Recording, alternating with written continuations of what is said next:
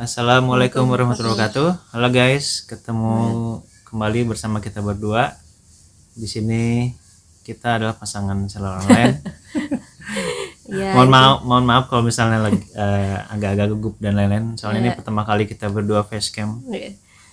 intinya di video ini kita mau ngobrol-ngobrol soal berbagai keluh kesah soal jual beli online gitu. Keresahan kita mengenai ya hal-hal seputar jual beli online. Karena biasanya kita diskusi berdua, ngobrol berdua doang. Nah, pikir kita rekam deh videonya, barangkali bisa diskusi dengan netizen juga. Hari ini kita mau ngobrolin soal apa? Yang gak jauh-jauh dari masalah seller online, yaitu ulasan. Ya, jadi kalau teman-teman belum tahu kenapa ulasan itu penting buat seller gitu, karena itu menentukan nanti buyer selanjutnya, pembeli selanjutnya itu kan akan beli gitu. Jadi buat kita nilai sebuah ulasan itu penting.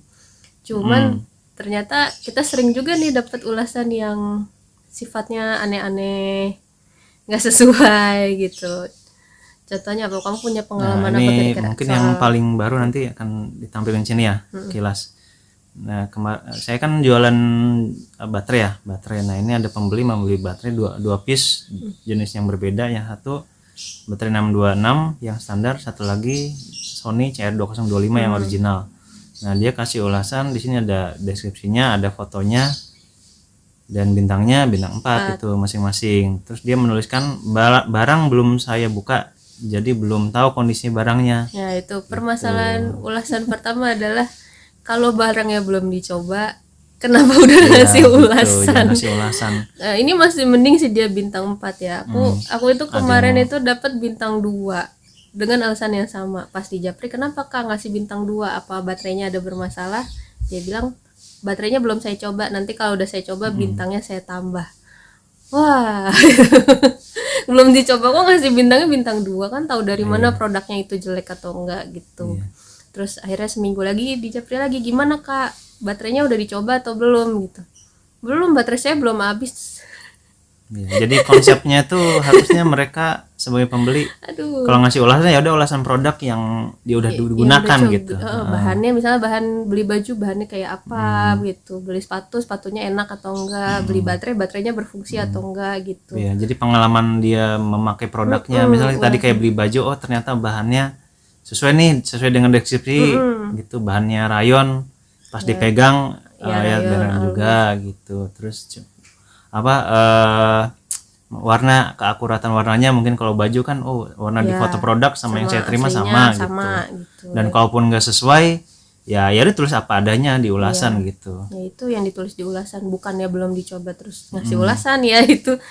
Ya, soalnya kalau misal kita dapat rating jelek itu kan pengaruh. Misalnya awal kita bintang rating 5 bintang 5, terus tahu ada yang ngasih bintang 2, turun itu ratingnya gitu. Dan itu pengaruh sebenarnya, ada pengaruhnya lah sedikit banyak ke penjualan selanjutnya gitu. Ya, soalnya kan produk yang mau kita beli, saya juga misalkan sering nih beli produk di marketplace. Pasti yang pertama selain harga pasti saya cek ulasannya. Kalau misalnya ada yang bintang 1, wah saya langsung penasaran. Pokoknya di bawah bintang 3 saya cek dulu nih.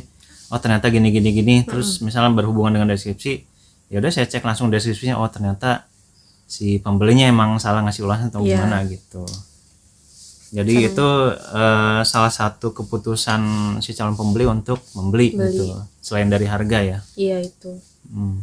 Nah kalau masalah ulasan yang kedua itu biasanya ulasan yang nggak pada tempatnya. Misalnya teman-teman kesel sama kurirnya lambat atau ekspedisinya ngirimnya telat gitu, ditaruh di ulasan ke toko, ke seller gitu. Buat yang belum tahu, seller dan kurir itu dua hal yang berbeda gitu. Jadi kita nggak tahu siapa yang nganter paketnya teman-teman sampai tujuan itu, kita sama sekali nggak tahu gitu kurirnya siapa. Jadi kalau marah sama kurir, marah sama ekspedisi, dilimpahkannya ke kita ya salah gitu. Dan nggak ini juga ya, nggak menyelesaikan masalah. Nggak sih masalah, dan malah kita yang jadi masalah gitu. Nama masalah baru. Ya kalian kalau misalnya mau komplain ke pihak ekspedisi, misalnya sesuai jalur lah, diterima nih sama kurir, terus kurirnya nggak enak, kita bisa nih langsung face to face, Mas kok gini sih, maksudnya ya udah tegur langsung, misalnya kurirnya nggak enak, ngomongnya enak, terus ngasihnya mungkin dilempar atau gimana. Iya. Atau enggak kalau misalnya kalian nggak enak menyampaikan secara langsung ke kurir, kalian bisa komplain via sosmednya atau email atau chatting via aplikasinya, itu kan bisa ya. Karena masalahnya langsung ke ekspedisinya langsung ambil tindakan gitu. Dari nomor resi, siapa yang nganter, dia konfirmasi bener nggak nih tadi barangnya misalnya dilempar gitu, bener nggak tadi barangnya ditaruhnya di alamat yang bener gitu. Kalau ke kita nggak ada penyelesaiannya gitu, naruh apalagi cuma naruhnya di ulasan. Jadi komplain lah pada tempatnya gitu. Kalau kesel-kesel sama kurir, ya komplain sama kurirnya gitu, jangan ditaruh di ulasan barang. Karena di marketplace sendiri belum ada tuh marketplace yang ngebedain ulasan khusus untuk ekspedisi ya. Tapi kayaknya Di Shopee cuman Shopee kayaknya belum semua sekarang seller dan belum semua produk deh. belum Pernah sih optimal. lihat-lihat ulasan, ada tuh pengiriman atau ulasan produknya karena ekspedisi ya, gitu, performa ekspedisi lah gitu. Nah, itu Tapi bisa. itu juga belum menyeluruh, belum semua produk bisa ada ulasan seperti itu gitu. Jadi ketika kita dapat rating ekspedisinya yang jelek, yang kena imbasnya kita, yang kena rating itu sellernya bukan ekspedisinya nggak tahu menau kecuali teman-teman lapor gitu. Nah, satu lagi guys, yang harusnya nggak harus ditulis di ulasan, yaitu komplain. Soalnya saya pernah beberapa kali baca di ulasan entah Shopee entah Lazada, pokoknya si customer bilang di ulasan, wah ini barangnya bermasalah gitu, bisa nggak saya retur atau saya kembalikan. Nah, dia tulis itu tulisan di ulasan. Harusnya jalur buat retur itu beda ya. Beda dengan ulasan.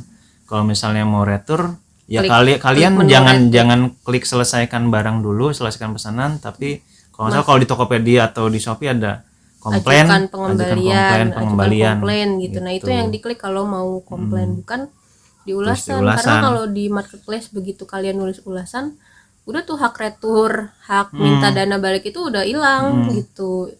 Jadi jangan ditulis di retur, atau minimal kalau teman-teman menerima barang yang enggak sesuai, terus bingung nih cara returnya, chat aja sellernya gitu, Kak.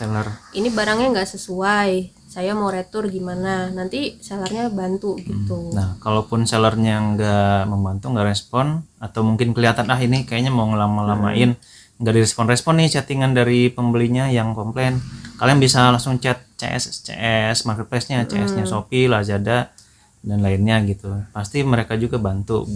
Kalau misalnya kalian chat CS-nya marketplace, mungkin bisa jadi dapat teguran langsung tuh si sellernya gitu. Iya. Jadi jangan ditulis di ulasan, karena ya udah begitu ditulis di ulasan terus sellernya ya udah duitnya, karena ketika udah diterima loh, kalau misalnya udah masuk ke menu ulasan, uangnya itu udah naik ke seller kan.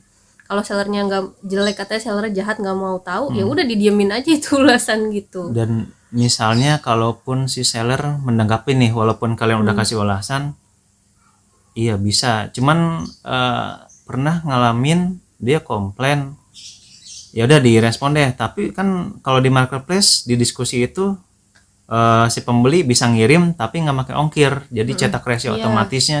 Kalau nggak salah di Shopee itu, Shopee masih menyediakan resi otomatis buat kembaliin barang gitu. Jadi kalian bisa hemat ongkir. Kalau nggak klik tombol, kalau mau retur tapi nggak klik tombol retur, ada banyak inilah kelebihan yang hilang. Bisa jadi harus bayar ongkir kalau mau retur gitu. Terus nggak ada jaminan nanti si sellernya kan, karena kalau returnya masih di menu retur diskusi di marketplace, seller tuh nggak akan bisa nyuekin. Kalaupun dicuekin harus ada respon. Nanti akhirnya di si sellernya dananya balik ke pembeli gitu. Jadi ada jaminan gitu, kalau misalnya jaminan keamanan, jaminan transaksinya bakal aman gitu. Tapi kalau udah di luar menu itu, iya, tinggal untung-untungan aja sellernya mau jujur atau enggak gitu. Kalau via marketplace komplainnya kan si marketplace ngasih nomor resi dan bisa kelacak si marketplace. Oh, paketnya udah nyampe ke seller nih. Nah, si adminnya diskusi komplain ngobin seller nih, paketnya udah terima, buktinya ini. Mohon kirim kembali barang yang sesuai dengan permintaan pembeli dan sesuai deskripsi. Nanti si marketplace di diskusi komplain itu menyediakan kolom buat input resi. Nah, kan kalau si seller yang input resi, masih ke istilahnya kelacak juga sama admin marketplace yang diskusi komplainnya gitu, sampai bener-bener diterima si pembeli gitu, dan diterima udah sesuai nih, jadi si admin diskusi komplainnya juga bisa memutusin gitu.